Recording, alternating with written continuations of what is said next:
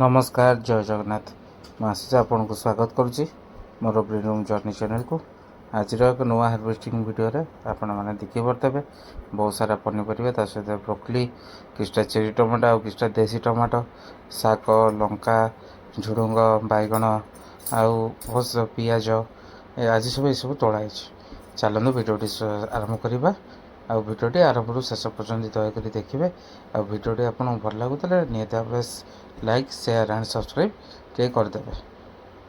चलतु आज बोर मोर आसी सका सका किसी पनीपरिया तोड़ापी आम प्रथम तोड़ा आरंभ कलु कौटू शागर आम तोड़ा आरंभ कलु। देखु ये सब मो शाग गछ पकई आ शाग गछ गुड़ाक के सुंदर भाव में हो शाग गछ गुड़ा प्रायतः गोटे मसर हम मुझे कौन करे बेसी दिन पर्यंत रखे गोटे मसर ही आम काटी दे था काटिदेला से पुणी आउ थे तादी नुआ कले आउ किछटा गछ जदि बुढ़ा ही जाए ताले आम उपाड़ी दो। आउ ये देखुं बो आम शाग तोलुची आउ लकी भी आसिक ऊपर छात पर बसी कारण आम मैंने जो था लकी भी आसिक से रही जाऊँगी से घरे एकुटिया रोनी पाखे जमी जड़े ना जड़े लोक रहा दरकार। आउ किछटा शागर पोक लगी जेहेतु आम छात उपर करुचु आसुँच सब उड़िकी आम प्रजापति हेरिका तो से किछटा किछटा पोक सहित लगी जाती। तो ये तो आम किसी केमिकल स्प्रे करूँ केवल नीम ऑयल स्प्रे करुचु तो नीम ऑयल ही जी पोक जाऊँ किछटा रही जापर आम शाग तोड़ा सरला बैगण किछटा तोड़ा हे यही बैगण गछ से ग्राफ्टिंग गछ स्टार्टिंग रू ग्राफ्टिंग गच हिं बैगण तोड़ा हो ग्राफ्टिंग गछ गुड़ा प्रायतः आप लगे 2 वर्ष 2.5 वर्ष जीव आउ गोटे गोटे क्यारेट मोर 2-2टा लेखे बैगण गछ लगी आज ये बेसी बैगण बाहरनी कारण जेहेतु मुझे कटिंग कर तो गछ बेसी भी बड़ होनी तो बहुत आदि बाछी बाछी किछटा बैगण तोड़ आबे हूँ बैगण गचर पोक लगे सीजन तो टिके बैगण गचर जत्न नवा दरकार। ये 3टा बैगण बाहरला तापर भी बहुत देखुची आउ कौटी कौटी होती जिते थर भी अपना बैगण तोड़ाई गचर 2 किलो 2.5 किलो 2 किलो 2.5 किलो पाखापाखि सब आम यू बैगण बाहरी आउ देखी पारे बैगण गुड़ार साइज पूरा बड़ बड़ साइज बैगण गुड़ाक खाया भी भल लगे।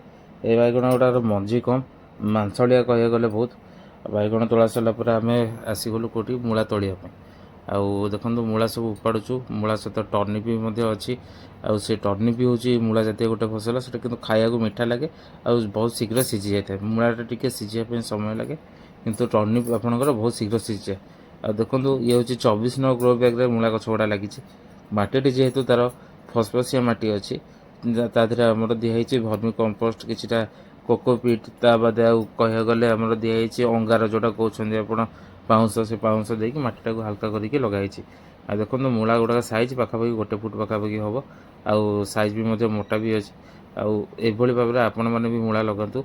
देखो मार्च मस आसिक आम ये 20 तारिख पाखापाखि पहुँची गलानी मार्च मसरे मूला बीट गाजर सबू आपणकर हो पारुची आउ से अनुसार समय अनुसार आप लगे सब आप किसी ना कि नुआ नुआ पनीपरिया पाइबे।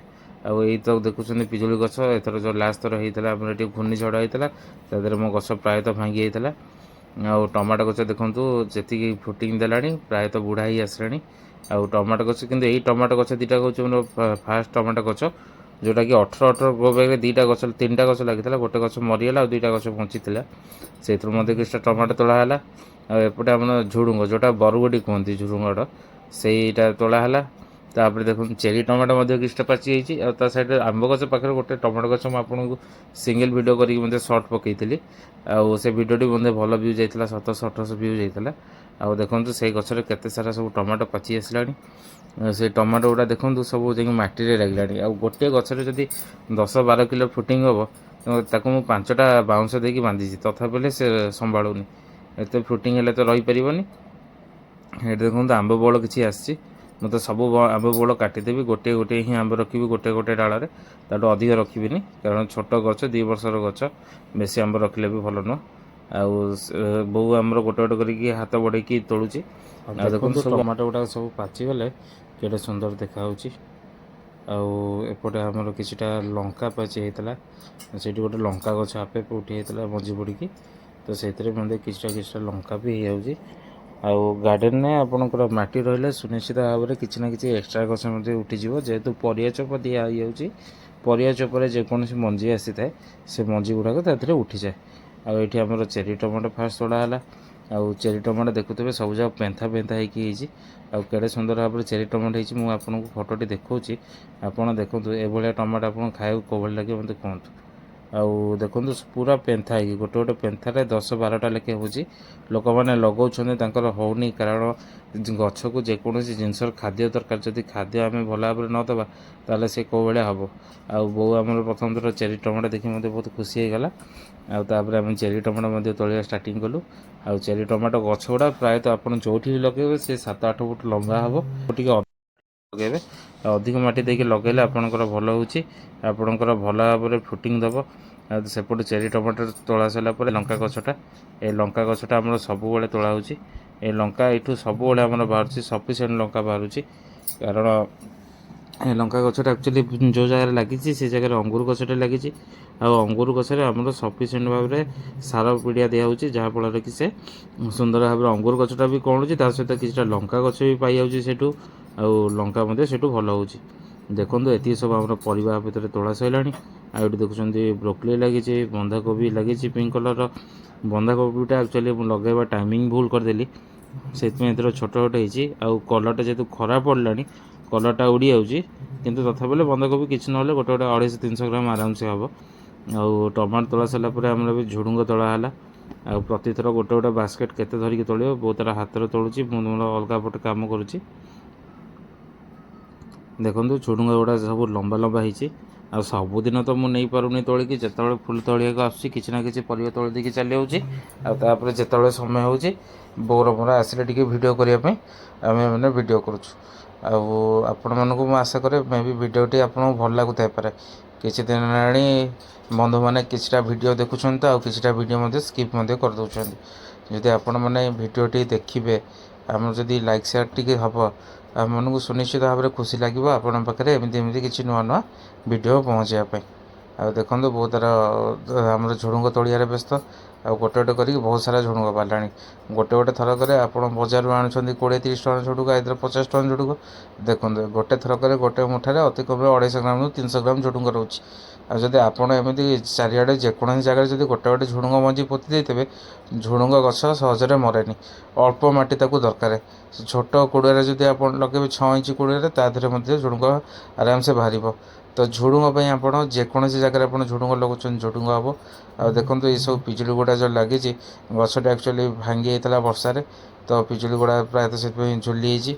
ଆଉ ଦେଖନ୍ତୁ ଝୁଡ଼ୁଙ୍ଗ ଗୁଡ଼ା ପ୍ରାୟତଃ ଗୋଟେ ସବୁଯାକ ଲମ୍ବା ଫୁଟେ ପାଖାପାଖି ଲଙ୍ଗା ହେଇଛି।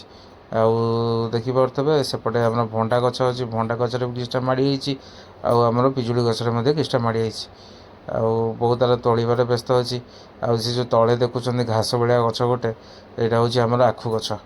ଆଉ ଆଖୁ ଗଛଟି ଦେଖିଥିବେ ମୁଁ ଏବେ ଲଗେଇଥିଲି ଆଖୁ ଗଛଟି, 2-3 ମାସରେ ବଢ଼ିଆ ଗ୍ରୋଥ୍ ଆସିଛି। ଆଉ ବହୁତ ତାର ଗୋଟେ କରିକି ଟମାଟୋ ଢାଳିଲା, କାରଣ ଟମାଟୋ ଆହୁରି ମଧ୍ୟ ଆମର ତୋଳା ହେବାର ଅଛି। ଆଉ ଦେଖନ୍ତୁ ଗୋଟେ ଥରକରେ ବୋଉ ନିଜେ ଏକୁଟିଆ ଉଠାଇ ପାରୁନି, ଗୋଟେ ଥରକରେ 7-8 କିଲୋ ଆମର ଟମାଟୋ ବାହାରୁଛି। ତାପରେ ବ୍ରୋକଲି ଆମର ତୋଳା ହେବ। ବ୍ରୋକଲି ଏଥର ହେଲାନି, ଯେହେତୁ ମୁଁ ବହୁତ ଲେଟ୍ରେ ଲଗେଇଲି। କହିବାକୁ ଗଲେ ଜାନୁଆରୀ ଫାର୍ଷ୍ଟ ୱିକ୍ରେ ମୁଁ ତାକୁ ଲଗେଇଛି। ଆଉ ସିଲିଂଟା ମାତ୍ର 10 ଦିନ ହେଇଥିଲା। ମିନିମମ୍ 20 ଦିନ ମାସେ ପରେ ଟ୍ରାନ୍ସପ୍ଲାଣ୍ଟ କରାଯାଏ ବ୍ରୋକଲି, ବନ୍ଧାକୋବି, ଫୁଲକୋବି। ମାନେ ମଞ୍ଜି ପକାଇଲାର 1 ମାସ ପରେ ଚାରା ହୁଏ। ଚାରା ହେଲା ପରେ ତାକୁ ଟ୍ରାନ୍ସପ୍ଲାଣ୍ଟ କରାଯାଏ। ଆଉ ବହୁତ ତାର ସେଠି ଗୋଟେ ବ୍ରୋକଲି ତୋଳିବ। ଆଉ ଛୋଟ ବ୍ରୋକଲି ହେଇଛି ତ କିଛି ନାହିଁ। ଆଉ ଏଥର ମୁଁ ଜାଣିପାରିଲି ମୋର ଭୁଲ କେଉଁଠି ରହିଲା। ଗାର୍ଡ଼େନିଂ କଲେ ଆପଣମାନେ ମଧ୍ୟ ଆପଣ ନିଜେ କିଛି ଶିଖିବେ, ଅନ୍ୟମାନଙ୍କୁ ମଧ୍ୟ କିଛି ଶିଖାଇବେ। ଆଉ ସେଥିପାଇଁ ଆପଣମାନେ ମଧ୍ୟ ଗାର୍ଡ଼େନିଂ କରନ୍ତୁ। ଆପଣମାନଙ୍କୁ ଗାର୍ଡ଼େନିଂ କଲେ ବହୁତ ଖୁସି ଲାଗିବ। ତାପରେ ଆମେ ବ୍ରୋକଲି ସରିଲା ପରେ ଆମର ତୋଳା ହେଲା ପ୍ରଥମ ଥର ପିଆଜ ହାର୍ଭେଷ୍ଟିଂ କରାହେଲା। ମୁଁ କେବେ ଛାତ ଉପରେ ପିଆଜ ଲଗାଇ ନଥିଲି, କେବଳ ଆମର ସେଇ ଶୀତ ଦିନେ ଟିକେ ଲଗା ହୁଏ। କେବଳ କ'ଣ କହିଲେ ଚିଲି ଆଇଟମ୍ରେ କିମ୍ବା ପକୁଡ଼ି କରିବା ପାଇଁ ୟୁଜ୍ କରାହୁଏ। କିନ୍ତୁ ଏଥର ମୁଁ ଲଗାଇଥିଲି ପିଆଜ ମଞ୍ଜି। ଆଉ ଦେଖନ୍ତୁ ପିଆଜ ସବୁ କେଡ଼େ ସୁନ୍ଦର ଭାବରେ ବାହାରୁଛି, ଷଣ୍ଡା ବି ତା ଦେହରେ ହେଇଗଲାଣି। ଆଉ କିଛିଟା ମଧ୍ୟ ଏଥର ମୁଁ ଷଣ୍ଡା ଛାଡ଼ିଦେବି, ଯେଉଁଥିରେ କି ମଞ୍ଜି ବାହାରିଲେ ତ ନେକ୍ସଟ ଟାଇମ୍ ତା ଦେହରେ ଆମେ ଗଛ ଲଗାଇବୁ। ଆଉ ଦେଖନ୍ତୁ ପିଆଜ ବି ବେଶୀ ପିଆଜ ପାଇଁ ବେଶୀ ବଡ଼ ଜାଗା ଦରକାର ନାହିଁ। ଆପଣ 9 ଇଞ୍ଚ ଗ୍ରୋ ବ୍ୟାଗ୍ରେ ଆପଣ ପିଆଜ ଲଗାଇ ପାରିବେ। ଆପଣ ପିଆଜ ଚାରାଟାକୁ ମାସେ ହେଲା ପରେ ତାକୁ ଟ୍ରାନ୍ସପ୍ଲାଣ୍ଟ କରିବେ। ଆଉ ପିଆଜ ଚାରା ଯେଉଁଠି ଟ୍ରାନ୍ସପ୍ଲାଣ୍ଟ କରିବେ ଟିକେ ଗ୍ୟାପ୍ ଦେଇକି ଲଗାଇବେ। ଆଜିର ଆମର ହାର୍ଭେଷ୍ଟିଂ ଭିଡ଼ିଓ ଏତିକିରେ ଶେଷ। ଆଶା କରୁଥାଏ ଆପଣଙ୍କୁ ଆମ ଭିଡ଼ିଓଟି ଭଲ ଲାଗିଥିବ। ଯଦି ଭଲ ଲାଗିଥିବ ସୁନିଶ୍ଚିତ ଭାବରେ ଗୋଟେ ଲାଇକ୍ କମେଣ୍ଟ ସେୟାର କରିବେ। ଜୟ ଜଗନ୍ନାଥ।